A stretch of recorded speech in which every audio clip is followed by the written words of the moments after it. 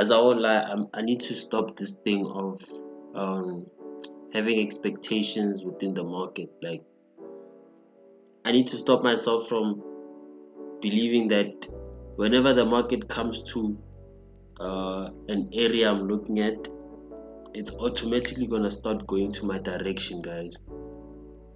Honestly, because the reason why I say that is because I took a trade yesterday on Monday. Today is Tuesday, right? Yeah, today is Tuesday. I took a trade yesterday on GBPCHF, and guess what happened again? I lost my trade. I took a L yesterday. Let me just quickly go to the 15-minute, and I wanna see some because I had a fib right here, dog. I had a fib right here. Let me show you what happened. So I had a fib from this high to this low, and then the market came to my fib zone, right? So as soon as it came here, I was like, okay, we did wick below these lows, these previous lows on GBPCHF, and these are major lows. Price did wick below them, so that could be our first sign that we might start continue with the sell after this pullback.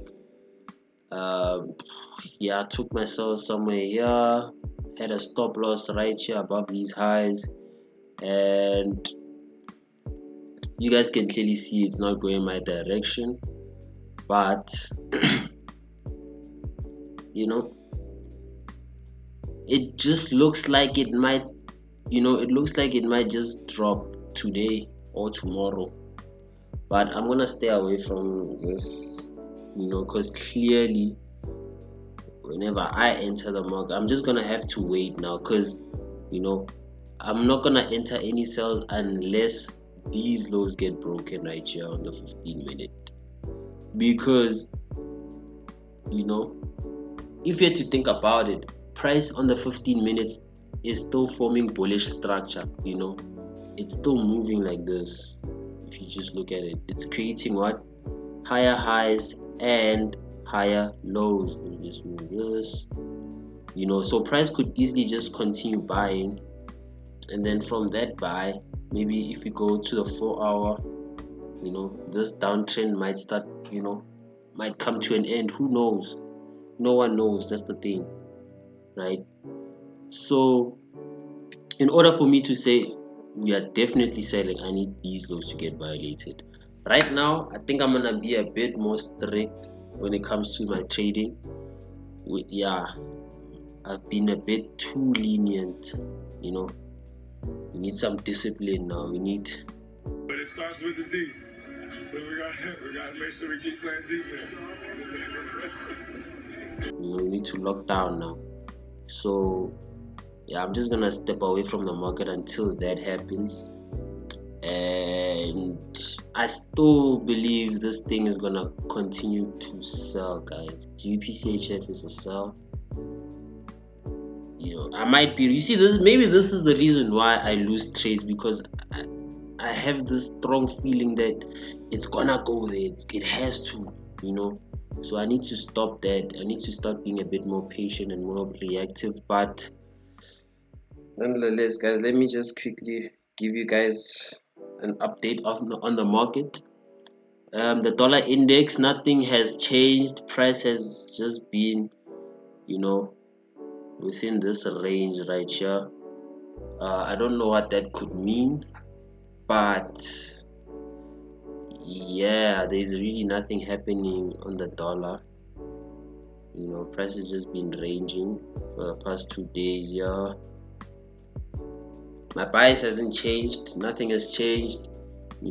I am still looking for, I'd love for it to go down a bit before shooting up, but then other than that, let me just quickly go on to,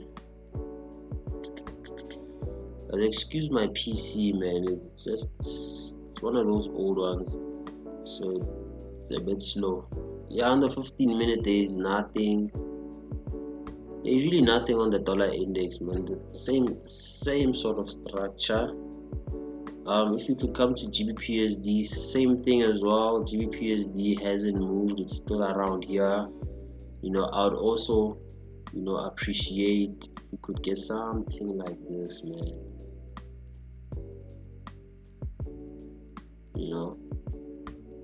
Some buys first, then get those long-term shorts. But we'll see. If price decides to just shoot from here, then there's nothing wrong. I'm not gonna enter the buys. I'm just gonna have to wait for the longs. And side note, when price gets to my fib on the 4 hour, I'm not gonna enter. I'm gonna have to see a change of character, probably on the 4 hour now or the 15-minute. We'll just see, because it's tricky now. Now price gets to your fib, now it just decides to shoot to the opposite way. You get me? So you're just gonna have to wait for that. But nothing has really changed as well on GBPUSD, EURUSD as well. Yeah, the market's just been slow. I'm not gonna lie. It's just been a slow 2 weeks. But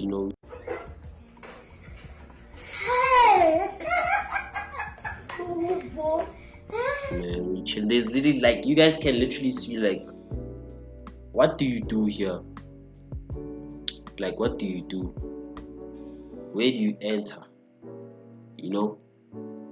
There's literally nothing. And I feel like, as a trader, like, you can't trade every day, bro. Like, not every day is a trading day. As you guys can clearly see, who knows, the market might do this for the rest of the week. Who knows? The thing is, we don't know. You see, check Euro GBP. On Euro GBP, I am bearish. I saw that price is creating bearish structure on the 15-minute, but then no, because one thing I've noticed now, Euro GBP and GBP CHF tend to go on, like, in opposite directions. You get? So GBP CHF has been selling overall, and then this one has been buying. You get me? So now if I see sells here and then I also see sells here, that's a bit confusing now. You get me? That's a bit confusing, because I'll show you why I say they correlate. They correlate, like, they inversely correlate. You guys can clearly see on the 15-minute, I said GBP CHF is making bullish structure, and here Euro GBP is making bearish structure. So now it's a thing of, you get me? That's why it's like I'm a bit confused, because this one is long term, I'm looking to sell, and then this one, on the 4 hour as well, if I say that long term I'm looking to sell, because you guys can clearly see the change of character pattern we have on the 4 hour. Let me remove this. You guys can see this is what's confusing for me here. Like, I'm between these two pairs. You guys can clearly see we've got a change of character pattern on the 4 hour. If I could just move this line here, here's a change of character pattern right here. We've got a high formed right here. We've got this break of structure, and we've got change of character right here.